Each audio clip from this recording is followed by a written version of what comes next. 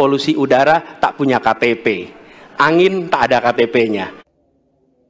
Salam NKRI teman-teman semuanya. Ada momen menggelitik ketika Capres nomor urut 2 Prabowo Subianto mengajukan pertanyaan kepada Anies Baswedan Capres nomor urut 1 tentang polusi udara di Jakarta dan bagaimana penanganannya. Karena Anies Baswedan pernah menjabat sebagai Gubernur Jakarta. Seperti biasanya, jawaban Anies selalu penuh dengan kelucuan dan muter-muter dulu. Selama Mas Anies mimpin, sering sekali DKI menerima indeks polusi tertinggi di dunia. Bagaimana dengan anggaran 80T, Pak Anies sebagai gubernur tidak dapat berbuat sesuatu yang berarti untuk mengurangi polusi? Terima kasih. Pak Prabowo, terima kasih atas pertanyaan yang bagus, tetapi kurang akurat. Saya akan jelaskan, Pak. Ketika satu daerah mengatakan di tempat kami tidak ada COVID, di tempat kami COVID banyak, lalu yang tidak ada COVID kami tanya, kenapa tidak ada COVID? Nah, kami nggak punya alat testing, Pak. Karena tidak punya alat testing, maka tidak ada COVID. Yang punya alat testing, maka ada COVID. Okay? Saya tidak tanya COVID, saya tanya polusi. Boleh saya selesaikan dulu? Ya. Jadi, apa yang terjadi? Di Jakarta kami memasang alat pemantau polusi udara. Bila masalah polusi udara itu bersumber dari dalam kota Jakarta, maka hari ini, besok, minggu depan konsisten selalu akan kotor. Tapi apa yang terjadi? Ada hari di mana kita bersih, ada hari di mana kita kotor. Ada masa minggu pagi, Jagakarsa sangat kotor. Apa yang terjadi? Polusi udara tak punya KTP, angin tak ada KTP-nya. Angin itu bergerak dari sana sini. Ketika polutan yang muncul dari pembangkit listrik tenaga uap mengalir ke Jakarta, maka Jakarta punya indikator, karena itu Jakarta mengatakan ada polusi udara. Ketika anginnya bergerak ke arah Lampung, ke arah Sumatera, ke arah Laut Jawa, di sana tidak ada alat monitor, maka tidak muncul. Dan Jakarta pada saat itu bersih.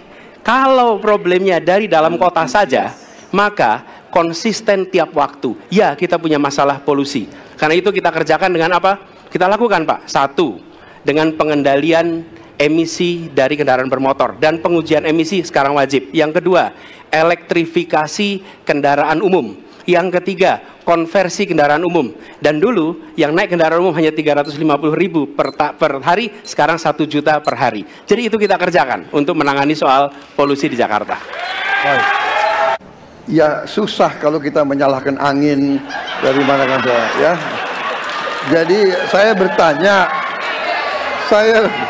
saya bertanya, dengan anggaran segitu besar, jumlah pendidik, ya, langkah-langkah yang bisa dilakukan untuk dengan real dalam 5 tahun mengurangi polusi, juga di mana rakyat Jakarta begitu banyak yang mengalami sakit pernafasan. Jadi saya kira kalau kita dengan gampang menyalahkan angin, hujan dan sebagainya, ya mungkin tidak perlu ada pemerintahan kalau begitu, ya. Terima kasih. Ya. Polusi udara tak punya KTP, angin tak ada KTP-nya. Kentut juga nggak punya KTP loh. Itu juga termasuk polusi udara, bikin indera penciuman nggak nyaman. Lantas Anies juga mengatakan kalau problemnya hanya dari dalam kota, maka akan selalu konsisten.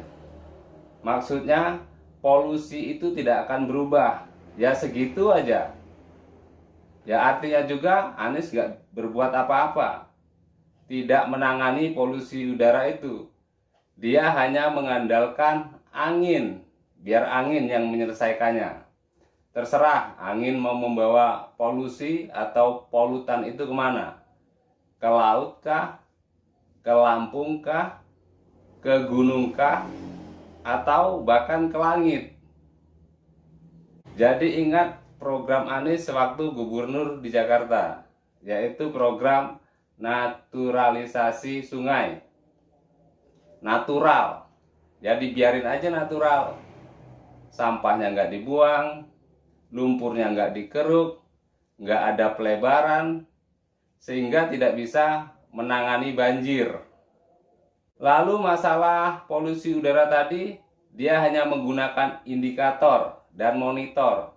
Jadi ya hanya dimonitor saja, dimonitor kemana angin membawa polusi atau polutan tersebut. Kalau begitu anak TK juga bisa, tinggal memantau monitornya, kemana sih polutannya dibawa oleh angin. Nah, bagaimana menurut teman-teman semuanya? Terima kasih sudah menonton. Salam NKRI. Hurrah!